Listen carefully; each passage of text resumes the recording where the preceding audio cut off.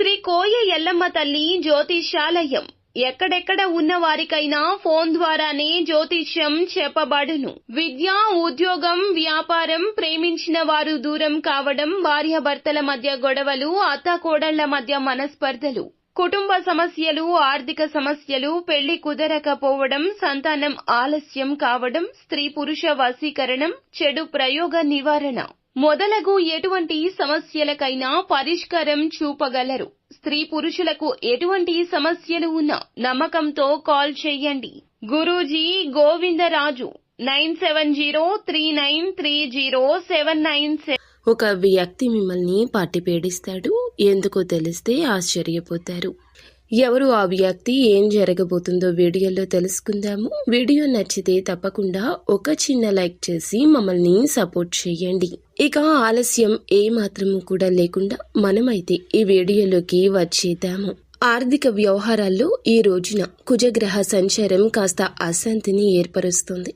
రాహువు మేషరాశిలో, కేతువు తులారాశిలో ఉండడం వల్ల ఈరోజు వీరికి అంతర్గత సంఘర్షణ కూడా తప్పదు. ఈ మొత్తం గ్రహస్థితులు కలిపి ఒక వ్యక్తి మిమ్మల్ని పట్టి పీడించే సూచన కనిపిస్తోంది. ఇక్కడ జ్యోతిష్య విశ్లేషణ ప్రకారం ఈ వ్యక్తి ఎవరో మీరు అంచనా వేయొచ్చు.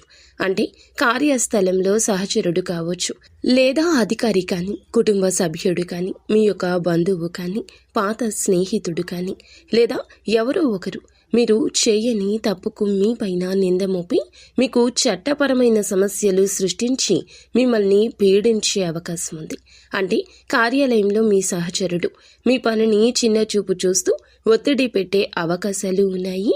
కుటుంబ సభ్యుల్లో ఒకరు, అంటే మీ యొక్క అన్న, చెల్లి, తమ్ముడు, ఈ విధంగా కుటుంబ సభ్యుల్లో కూడా ఒకరు మీ పైన అనవసరమైన డిమాండ్లు పెట్టి మిమ్మల్ని ఇబ్బంది పెట్టే అవకాశం ఉంది. మీ యొక్క వ్యక్తిగత సంబంధం ఉన్న వారిలో వీరు ఒకరు కావచ్చు.